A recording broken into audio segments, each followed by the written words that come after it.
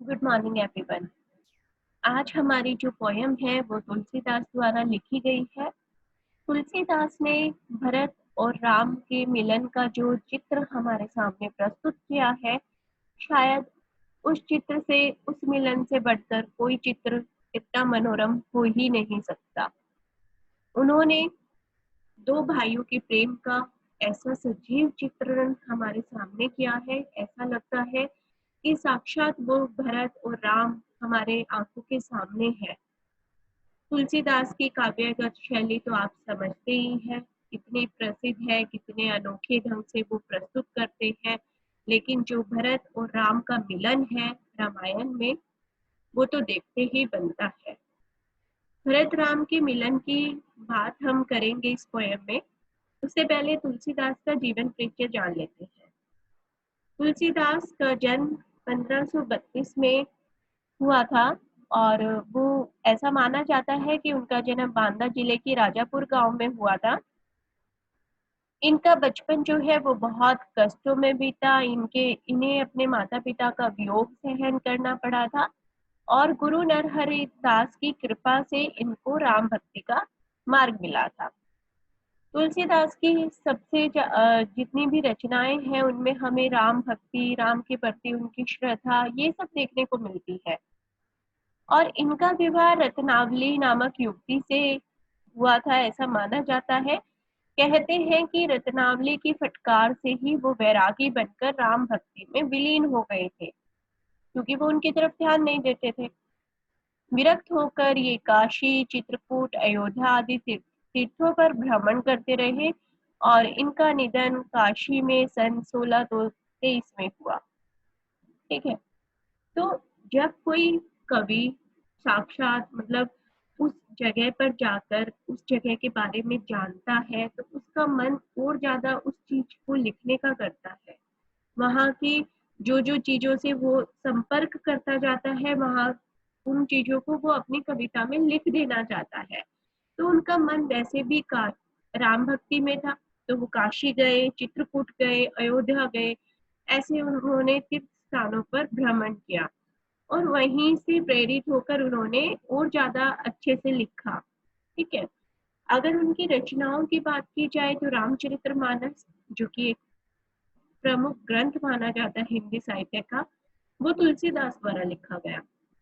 कवितावली, रामलला, नचू, गीतावली, दोहावली, विनय पत्रिका, रामाज्ञा प्रशन, कृष्ण गीतावली, पार्वती मंगल, जानकी मंगल, हनुमान बाहुक, वैराग्य संदीपनी और रामचरितमानस तो एक महाकाव्य है, जो कि केवल भारत में ही नहीं पूरे संसार में ये समझा और जाना जाता है कि ये तुलसीदास की अटूट कृति है। ऐसी कृति आज तक दोबारा देखने को नहीं मिली जो उन्होंने लिख दिया रामचरितमानस में। कवितावली में अगर राम कथा कवित्व सवैया छंदों में रचित है, तो विनय पत्रिका में ये स्तुति गय के पद में है। ठीक है। अगर उनकी काव्यगत विशेषताओं की बात की जाए तो इसमें उन्होंने अवधी व ब्रज भाषा का बहुत ज्यादा प्रयोग किया है और उनके जीवन में जगत की व्यापक अनुभूति, मार्मिक प्रसंगों की अचूक समझ है, ये विशेषता उन्हें महाकवि बनाती है। रामचरितमानस में प्रकृति और जीवन के जो उन्होंने विविध भावपूर्ण चित्र हमारे सामने प्रस्तुत किए हैं, वो न केवल एक लोकप्रियता का कारण बने, बल्कि वो समाज की नैतिक बनावट की समझ भी है। इनकी सीताराम ईश्वर की अपेक्षा तुलसी के देश काल के आदर्शों के अनुरूप मानवीय धरातल पर पुनः श्रेष्ठ चित्र है। अगर उनकी भाषा शैली की बात की जाए तो उन्होंने काव्य रूप में छंदों का, अलंकारों का बहुत ही अधिक प्रयोग किया है और उनकी भाषा वो घूमते रहे थे, तो अवधी और ब्रज भाषा दोनों का उनकी भाषा का मिश्रण मिलता है उनकी कविताओं में। तो ये जो हमारा पद है, इसकी कहानी कुछ इस तरह से शुरू होती है कि जब श्री राम वनवास के लिए चले जाते हैं, भरत उस समय अयोध्या में नहीं होते, उन्हें नहीं पता कि उनके भाई वनवास चले गए हैं। अब वो खुद को, स्वयं को बहुत ज्यादा दोषी मानते हैं और सिर्फ ना खुद को बल्कि वो अपनी माँ से भी नाराज हैं, क्योंकि उनकी माँ के कहने पर ही जो श्री राम है वो वनवास गए हैं। अब भरत उनसे मिलना चाहते हैं और वो बहुत सारे साधुओं गुरुओं के साथ अपनी माताओं के साथ चित्रकूट पहुंचे हैं श्री राम से मिलने के लिए। श्री राम से मिलने के लिए पहुंच तो गए हैं, लेकिन उनकी हिम्मत नहीं हो रही उनके सामने कुछ बोलने की, कुछ कहने की। तो सबसे पहले सभी गुरुजन चित्रकूट जब पहुंचे हैं तो गुरुजन बात करते हैं आपस में, फिर माताएं बात करती हैं। तो अब कहा जाता है भरत को कि अब आप भी कुछ कहिए, आप अपने भाई से मिलने आए हैं, आप भी कुछ कहिए। तो यहाँ से ये हमारा पद शुरू होता है कि भरत सब गुरुओं के कहने के पश्चात अपने आप को कैसे संभालता है और वो राम के सामने खुद को कैसे प्रस्तुत करता है। ठीक है, तो उल्की शरीर सभा भय ढाडे, नीरज नयन नेहे जल बाड़े, कहत मोर मुनिनाथ निबाहा, एही ते अधिक कहूँ मैं कहा। मैं जानियो निच ना सुभायु, अपराधी हूँ पर कोहू न कायु, मोह पर कृपा स्नेह विशेषी, खेलत पुनिस न कभू देखी। शिशुपन तिम परिहरु हूँ न संगु, कभू न किन्ह मोर मन भंगु, मैं प्रभु कृपा रीति जिए जोही, हारे हूँ खेल जितवे ही मोही।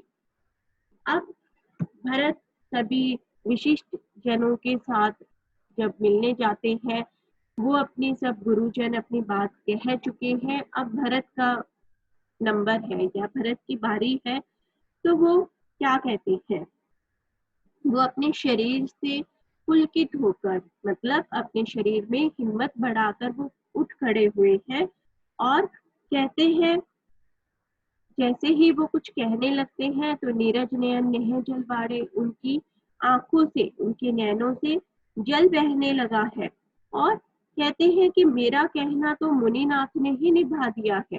कहत मोर मुनिनाथ निभाहा, यानी कि मेरा जो मैं कहना चाहता था वो मुनिनाथ ने ही निभा दिया है। यही ते अधिक कहो मैं कहूँ, अब मैं इससे अधिक और क्या कहूँ। मैं जानियो निज नाथ सुभायु, अपराधियों पर को न काहू, कि हे नाथ कि आप तो मेरे मन की कृपा सब जानते हो, सब बात मेरी समझते हो, मेरे पर आपकी अत्यंत कृपा है, अत्यंत स्नेह है। कभी शिशुपन में भी, कभी बचपन में भी खेलते हुए आपने मुझसे कभी कोई खुन्नस नहीं निकाली। ठीक है, और शायद मुझे ही आप सबसे ज्यादा प्रेम करते थे।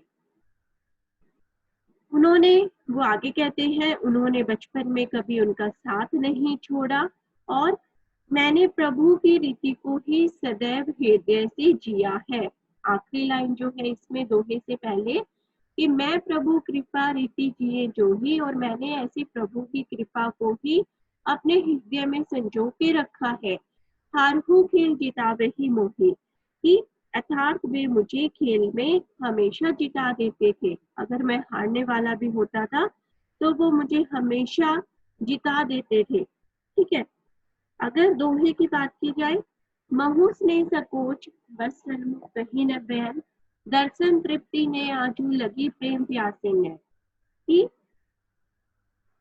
मेरे ये नेत्र, वो कहते हैं कि मेरे ये नेत्र हमेशा अपने भाई के प्रेम प्रसंग के लिए प्यासे हैं।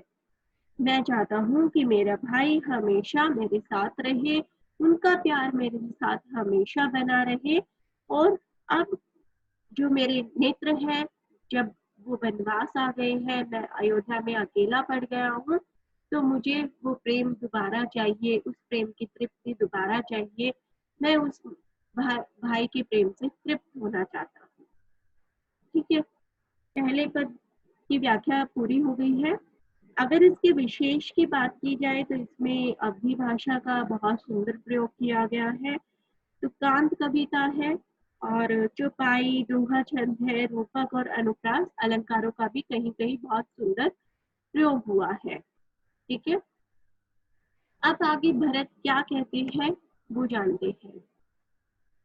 दीदी न सके हूँ सही मोर दुलारा, निच बीचू जन्नी मिस पारा, यही कहत मोही आजू न शोभा, अपनी समूची साधु सूची को भा, मातु मंदी मैं साधु सुचाली, उर अस आनंद कोटि कुचाली। ठीक है, अब वो भरत इतने ज्यादा परेशान है, इतने ज्यादा दुखी है कि वो अपनी माँ के बारे में चाह कर भी कुछ गलत नहीं कहना चाहते, लेकिन वो क्या करें, वो मजबूर हो चुके हैं आज। ठीक है, वो कहते हैं कि उनकी माता कैकेयी के कारण उनको वनवास मिला है, राम को वनवास मिला है, और मैं, मेरी ही तो माँ का पुत्र हूँ, अर्थात मैंने उन्हीं से तो जन्म लिया है। ठीक है, तो भरत कहते हैं कि राम मुझसे इतना अधिक स्नेह करते हैं, ये विधाता को सहन नहीं हुआ। विधि ने सिखी से ही मोह दुलारा, कि ये शायद विधाता से भी सहन नहीं हुआ और मेरी माता से भी सहन नहीं हुआ, तभी तो उन्होंने ये नीच कार्य कर दिया। ठीक है, मेरी खुद की माता ने ही मुझे आज पराया कर दिया। ठीक है, उन्होंने ये जो कार्य किया है उन्हें शोभा नहीं देता। अपनी समूची साधु सूची को भा, आगे वो कहते हैं कि मुझे ये कहना भी शोभा नहीं दे रहा, यहाँ साधु जन सब बैठे हैं, मेरे बड़े भाई बैठे हैं, मुझे ये सब कहना शोभा नहीं दे रहा, पर क्या करूं, मातु मंदी में साधु सुचाली, उर अस आनंद कोटि कुचाली। आगे क्या बोलना चाहता है वो, कि माता को मंद कहकर और मैं खुद को साधु सुचाली कह दूं, कि मेरी माता ने तो नीच कार्य कर दिया और मैं बहुत पवित्र हूँ, ऐसे कैसे कह दूं, मेरा जन्म तो उन्हीं से हुआ है। ठीक है, तो उर अस आनंद कोटि कुचाली, और क्या कभी कोदव की बाली से उत्तम धान फसल निकल सकती है, कभी नहीं निकल सकती। ये दोनों लाइन एक साथ पढ़ी जाएंगी, मातु मंदी वाली और परई की कोदव वाली, कि जैसे एक कोदव की बाली से धान की अच्छी फसल कभी नहीं हो सकती, वो हमेशा काली ही फसल या मोटे चावल ही उस फसल में से निकलते हैं। उसी तरह अगर मैं ये कहूँ कि मैं बहुत पवित्र हूँ, मैं बहुत साधु सुचाली हूँ और मेरी माता मंद है, तो ये कहना भी आज अपराध माना जाएगा, क्योंकि मैं भी उन्हीं का ही पुत्र हूँ। ठीक है, सपने हो दोसक लेसु न काहू, मोर अभाग उदती अवगाहू, विनो समूझे निज अग परिपाकू, जारियू जाय जननी कही काकू। आगे क्या कहते हैं कि वे भी, जो राम है, वे भी तो माता के पुत्र हैं, फिर उन्होंने उनके साथ क्यों गलत किया।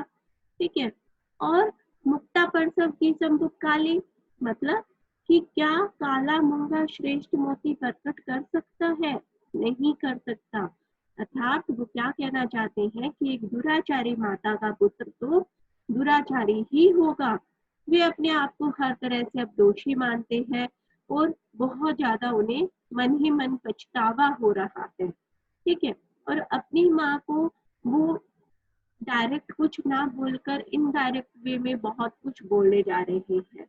ठीक है, अब आगे क्या बोलते हैं भरत, कि वे अपने आप को हर तरह से दोषी मानते हुए कहते हैं कि सपने में भी किसी को दोष नहीं देना चाहते, कि वो सपने में भी सपने हूँ दोषक लेशु न काहू, मोर अभाग उदिति अवगाहू, कि वो तो सपने में भी किसी को दोष नहीं देना चाहते, किंतु ये मेरा अभाग्य ही है जो विशाल समुद्र के समान है। उदिति अवगाहू, कि ये मेरा अभाग्य है जो विशाल समुद्र के समान है, और मैंने अपने पापों का परिणाम समझे बिना ही, बिनु समझे निजक परिपाकू, कि मैंने अपने पापों का परिणाम समझे बिना ही कटु वचन कहे हैं, क्योंकि माँ को कहना गलत बात होती है। ठीक है, अब वो पछतावा भी कर रहा है कि मुझे माँ को गलत नहीं कहना चाहिए, और व्यर्थ ही उनके हृदय को मैं दुख पहुंचा रहा हूँ। ठीक है, अब मेरा भला कौन कर सकता है, जो लास्ट लाइन है वहां पढ़ रही हूँ, एक ही भांति भल ही भल मोरा, कि मेरे हृदय में उनके प्रति बहुत दुख है, उनके लिए बहुत गुस्सा है, लेकिन उनके लिए कहना ये शायद मेरे लिए पाप होगा, जिन पापों का परिणाम मैं नहीं जानता, तो अब मेरा भला कौन कर सकता है। गुरु को साईं साहिब से रामू लागत मोही नेक परिणामू। आगे बोलते हैं कि मेरे गुरु तो श्री राम और सीता ही है। साक्षात मैं उन्हीं को अपना भगवान मानता हूँ। इसीलिए मुझे अब अपना परिणाम अच्छा जान पड़ता है कि मेरे भाई भाभी जो मेरे लिए अच्छा करेंगे वो उन्हें वही परिणाम उन्हें स्वीकार्य होगा। ठीक है। अगर दोहा देखें तो साधु सभा गुर प्रभु निकट कयु सुचल सती भायु प्रेम प्रपंचु की झूठ पुर जानहि मुनि रघुरायु। मतलब साधुओं की सभा में जहाँ पर गुरुजी भी है, प्रभु भी निकट है, ठीक है, साधु संतों के मध्य ये सब ये बात कह रहे हैं और मेरा ये सब कहना झूठ है या दिखावा है, ये सब मेरे प्रभु राम ही जान सकते हैं। अतः अगर वो सब इनके बीच में ये अपनी बातें कह रहा है तो वह आखिर में कहते हैं कि अगर आप सबको लगता है कि मैं झूठ बोल रहा हूँ या मेरे अंदर कोई ऐसी भावना या पीड़ा नहीं है तो आप खुद स्वयं जान सकते हैं। ठीक है। अब आगे क्या बोलते हैं वो, भूपति मरण प्रेम पनु राखी जन्नी कुमति जगतु सबु साखी देखी न जाहि बिकल मह तारी जरहि दुसह जरपुर नर नारी मही सकल अनरत कर मूला सो सुनी समूझी सेयु सब सूला सुनी बन गबनु किन्हे रघुनाथा करी मुनि वेश लखन ये साथा। आगे बोलते हैं कि प्रेम के प्रण को निभाकर, क्योंकि उनकी माता कैकेयी ने राजा दशरथ से जो प्रण लिया था उस प्रण को निभाकर जो राजा दशरथ है वो चले गए हैं। ठीक है, वो मृत्यु को प्राप्त हो गए हैं और उनकी माता की जो कुबुद्धि के कारण ही उनकी मृत्यु हुई है ना, और उनके बेटे को वनवास मिला है। अब अवध की नारी, ये लाइन है यहाँ पर कि देखी ने जाए बिकल महतारी, कि जो माँ ने विद्या आन खड़ी करी है वह हमसे देखी नहीं जाती। जरही दोसो जरपुर नारी, कि अब ये जो माँ की जो करतूत है, पिता का चले जाना, ये सब अवधवासी जानते हैं।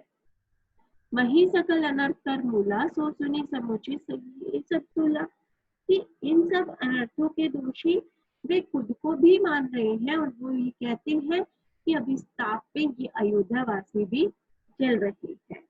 इन सब अनर्थों का दोषी वे खुद को मानते हुए कहते हैं कि मैंने ये दुख सहा है। ठीक है। श्री राम सीता लक्ष्मण बिना पैरों में कुछ पहने, आगे सुनी बन गबनु किन्हे रघुनाथा करी मुनि वेश लखन सिय साथा, कि वो तीनों अपने पैरों में कुछ पहने बिना और मुनि का जो वेश धारण उन्होंने कर लिया है वो वन की ओर निकल गए हैं तीनों। बहुरी निहार निशास नेहु पुलिस कठिन उर भयु न बेहू। आगे क्या बोलते हैं कि इस बात के सभी साक्षी हैं, शंकर भगवान भी साक्षी हैं इस बात के कि इस घाव के बाद मैं भी जिंदा हूँ। अपने आप को दोषी मानते हुए वो कहते हैं कि यहाँ आकर मैंने सब देख लिया है और श्री राम के प्रताप का उदाहरण देकर कहते हैं कि जिनको देखकर जहरीले सांप भी अपने विष को त्याग देते हैं, ऐसा उनका श्री राम का प्रताप है। ठीक है। आगे लास्ट में कि ते रघुनंदनो लखनऊ सिए अनहित लागे जाही तासु तनिय तजी दुख देव सहाबी कहे, कि वैसे रघुनंदन सीता लक्ष्मण उनके साथ माता ने इतना बड़ा जो काम किया है, बुरा काम किया है, उस कैकेयी के पुत्र को छोड़कर और किसे सहने के लिए देगा। अर्थात ये जो भाग्य है, ये जो पापों का परिणाम है, भरत खुद चाहते हैं कि वो पापों का परिणाम उसे खुद मिल जाए। ठीक है, वो चाहते हैं कि उसका दुख उसके भाई भाभी या लक्ष्मण भैया ना सहन करे, ये दुख उसे ही प्राप्त हो जाए। अगर विशेष देखें तो वही हम कहेंगे कि इसमें भाषा अवधि है, भक्ति भावना बहुत है, एक भाई का दूसरे भाई के प्रति प्रेम की भावना है, ठीक है। और जो उनके भाई की उदारता है उसका भी यहाँ जिक्र किया है कि उनकी उदारता तो इतनी ज्यादा है कि जहरीले से जहरीले सांप भी अपना विष त्याग देते हैं, ठीक है। और चौपाई छंद है। आगे जो पद है वो गीतावली से लिए गए हैं। अभी जो पहले 3 पद थे वो रामचरितमानस से लिए गए थे, लेकिन ये पद गीतावली से लिए गए हैं। और इस पद में भरत और राम का मिलन न दिखाकर माँ कौशल्या की विरह वेदना का यहाँ मार्मिक वर्णन किया है कि कैसे वनवास जाने के पश्चात श्री राम के दुख में माँ कौशल्या अति व्याकुल है, और कैसे उनके जो बचपन की चीजें हैं उनको देख देख कर वो अपने मन को बहला रही है। उन्हें आज भी ऐसा प्रतीत हो रहा है कि उनका बेटा कहीं वन में नहीं गया और वो शायद वहीं है, अयोध्या में ही है, और उस छोटे से बाल रूप में वो उन्हें याद कर रही है। क्या बोलती है कौशल्या माँ, आइए जानते हैं। जननी निरक्ति बांध धुनैया, बार बार वो नैननी लावती, प्रभु जी की ललित कन्हैया। कि जो माँ कौशल्या है वो बार बार उनके वो जो छोटे छोटे बाण और धनुष है उन्हें निहार रही है। निरक्ति बाण धुनैया मतलब जो वो छोटे छोटे धनुष बाण वहां रखे हैं श्री राम के, उन्हें वो निहार रही है। बार बार उर नैननी लावती, प्रभु जी की ललित पनैया, ललित पनैया मतलब छोटी छोटी प्यारी प्यारी जुतियां जो वहां रखी है उनकी बचपन की, उन्हें उठाकर कभी वो अपनी आंखों से लगाती है तो कभी उन्हें अपने हृदय से लगाती है।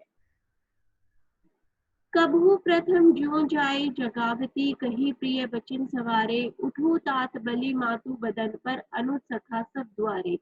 कबहू कहती यो बड़ी बार भई, जाहू भूप वहां भैया, बंधु बोले जइये जो भावे, गई निछावरी मैया।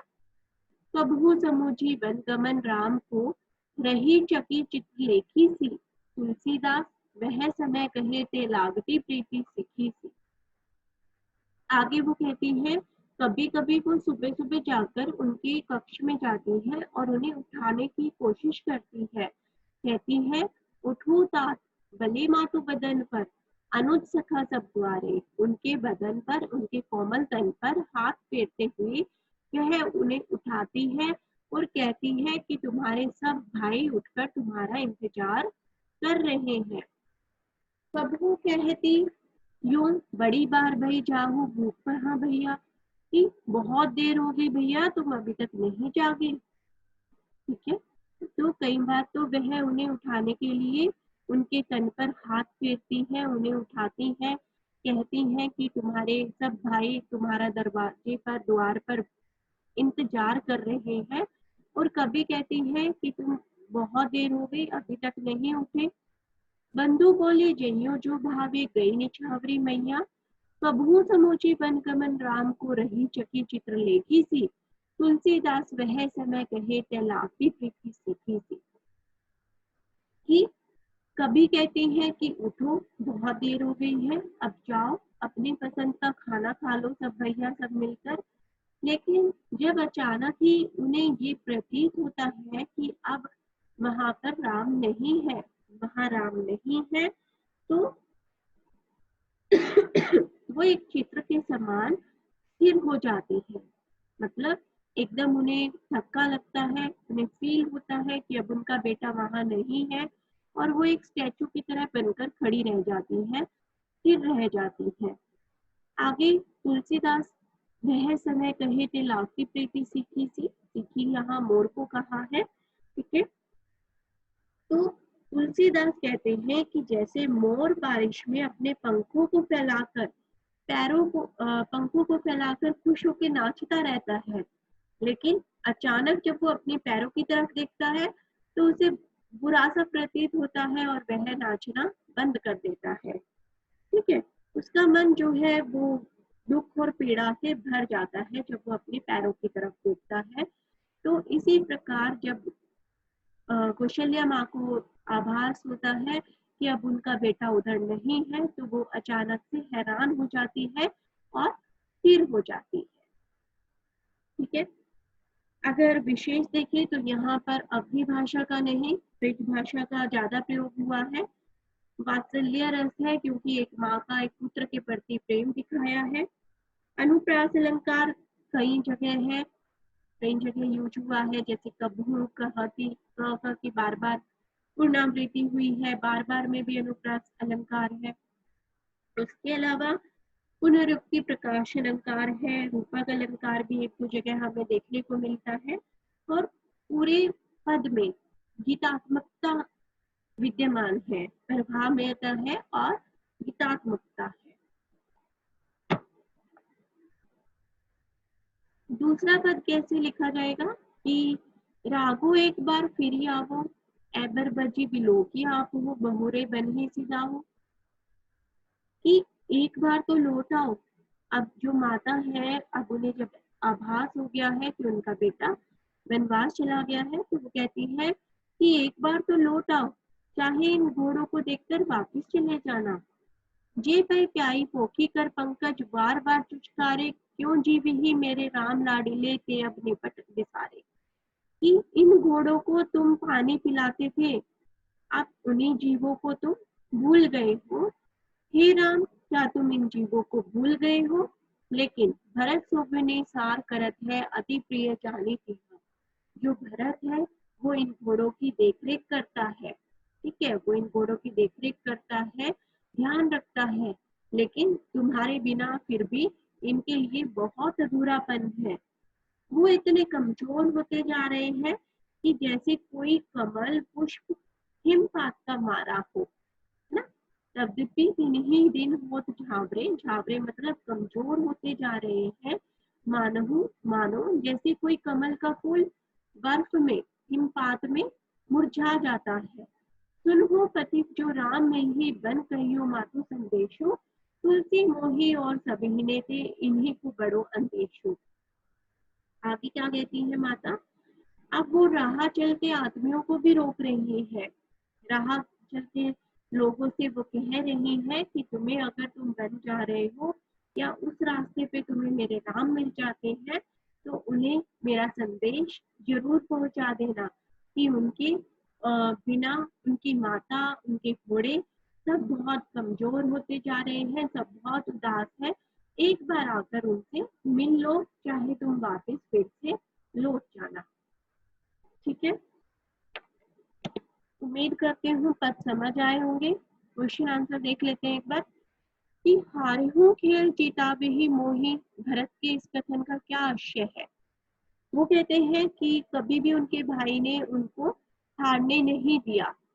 अगर वो खेल में हारने की उनकी कभी कभी हो भी जाता था कि हार रहे हैं, तो भी जो श्री राम थे वो हमेशा अपने छोटे भाई को पूरे उत्साह के साथ खेलने के लिए प्रेरित करते थे और हमेशा उन्हें जितवा देते थे। मैं जानू नेचनाथ सुभायु के में राम के स्वभाव की किन विशेषताओं की ओर संकेत किया गया है। इसमें बताया गया है कि राम दयालु है, स्नेही है। उन्होंने बाल्यकाल से ही भरत पर स्नेह और दया की वर्षा की है। भरत राम के प्रिय अनुज थे। उन्होंने सदैव भरत के हित के लिए कार्य किया और वे कभी खेल खेल में भी अपने अनुज भरत के प्रति अप्रसन्नता नहीं दिखाते थे और वे अपराधी पर कभी क्रोध भी नहीं करते थे। भरत का आत्म प्रताप उनके चरित्र के किस उज्जवल पक्ष की ओर संकेत करता है। जब माता कैकेयी ने पुत्र मोह में आकर राम को 14 वर्ष का वनवास दे दिया था और उन्होंने भरत के लिए अयोध्या का राज्य मांग लिया था, तो कैकेयी के इस भयंकर भूल के कारण जो राम थे वो तो वन चले गए, लेकिन उनके पिता इस दुख की घड़ी में बहुत अस्वस्थ हो गए और लोगों ने इन सब के लिए भरत को ही दोषी माना। उन्हें लगा कि अगर भरत पैदा ही ना हुआ होता या अगर भरत समझदार होता, उस समय अयोध्या में होता, तो ये सब काम ना ही होते। राम के प्रति अपने श्रद्धा भाव को भरत किस प्रकार प्रकट करते हैं, स्पष्ट देखिए। राम के प्रति उनका बहुत स्नेह है, ठीक है, और उनके सामने वो खड़े होकर प्रसन्नता से फूले नहीं समाते। जब वो अपने भाई से मिलते हैं तो उनकी आंखों से आंसू निकल आते हैं, वो उनसे कुछ कहने को ही नहीं बन पाता, ठीक है। तो अपने वनवासी भाई की दशा देखकर वो बहुत दुखी हो जाते हैं और इसका कारण भी वो स्वयं को ही मानते हैं। उनकी यही अधीरता अपने बड़े भाई के प्रति अपार श्रद्धा का परिचायक है। मही सकल अनुरत कर मूला पंक्ति द्वारा भरत के विचार भावों का स्पष्टीकरण करना है कि प्रस्तुत पंक्ति में भरत स्वयं के प्रति अपना दृष्टिकोण अभिव्यक्त करते हैं। भरत मानते हैं कि इस पृथ्वी में जितना भी अनर्थ हो रहा है वे इन सबके मूल है ना, क्योंकि शायद ये जो गलत काम हुआ है वो खुद को मूल मानते हैं, मूल आधार मानते हैं और अपने आप को ही दोषी मानते हैं। वरई की कोदब वाली सुसाली मुक्ता प्रसव की संबुक काली। इसमें कहते हैं कि जिस प्रकार पौधे की बाली से मोटा चावल ही उगता है ना, और तालाब में मिलने वाले काले घोंघे मोती उत्पन्न नहीं कर सकते, वैसे ही यदि मैं अपने माँ पर कलंक लगाऊं और स्वयं को साधु बताऊं तो ये संभव नहीं होगा, ठीक है। और वो कहते हैं कि मैं भी उन्हीं का ही पुत्र हूँ। मेरी माता, तू माता नहीं, तू माता है, मैं उन्हीं का पुत्र हूँ और उनका पुत्र होते हुए भी मैं खुद को साधु सुचाली नहीं कह सकता। राम के वन गमन के बाद उनकी वस्तुओं को देखकर माँ कौशल्या कैसा अनुभव करती है। राम के वन गमन के बाद उनकी वस्तुओं को देखकर उनकी माँ बहुत भाव-विभोर हो जाती है। उनका स्नेह आंसुओं के रूप में आंखों से झलक पड़ता है। एक एक चित्र को, एक एक वस्तु को जब वो निहारती है तो उनके अपने हृदय से लगा लेना चाहती है। उनकी आंखों से एक आंसू एक पल के लिए भी नहीं रुकते और वे अत्यंत व्याकुल हो जाती है और अपनी सुध-बुध खो बैठती है। रही चकी चित्रलेखी सी पंक्ति का मर्म अपने शब्दों में स्पष्ट कीजिए। इस पंक्ति में पुत्र वियोगिनी माता का दुख दृष्टिगोचर होता है ना, और राम से हुए वियोग के कारण दुखी और आहत है। वे राम की वस्तुएं देखकर स्वयं को बहलाने का प्रयास करती हैं। उनका दुख कम होने के स्थान पर बढ़ता ही जा रहा है। परंतु जब राम के वनवासी जीवन का स्मरण करती है तो हैरानी से भरी हुई चित्र के समान स्थिर हो जाती है। जैसे चित्र में बनाई स्त्री के मुख तथा शरीर में किसी तरह का हाव भाव विद्यमान नहीं होता, वैसे ही राम की दुग्ध अवस्था का भान करके माता कौशल्या चकित तथा स्तब्ध अवस्था में होने के कारण हिलती भी नहीं है। नेक्स्ट क्वेश्चन है कि गीतावली से संकलित पद राघो एक बार फिर आवो में निहित करुणा और संदेश को अपने भावों में लिखना है कि जब माँ कौशल्या अत्यंत व्याकुल होकर ये अपने पुत्र दुख में व्याकुल है और घोड़ों के लिए भी परेशान है, तो वह राह चलते लोगों से कह रही है और कहती है उन्हें कि संदेश मेरा वहां तक पहुंचा दो कि राम एक बार फिर से लौट आए और अपने घोड़ों को और अपनी माँ से एक बार मिल ले। उपमा अलंकार के दो उदाहरण आपको छाट कर लिखने हैं और उत्प्रेक्षा अलंकार का कहाँ कहाँ प्रयोग हुआ है ये भी बताना है। उपमा अलंकार कभू समूची वन गमन राम को रही चकी चित्रलेखी से यहाँ हुआ है, ठीक है। और दूसरा उदाहरण इसका है कि चित्रलेखी सी में उपमा अलंकार है, इसमें माता कौशल्या का वर्णन किया गया है।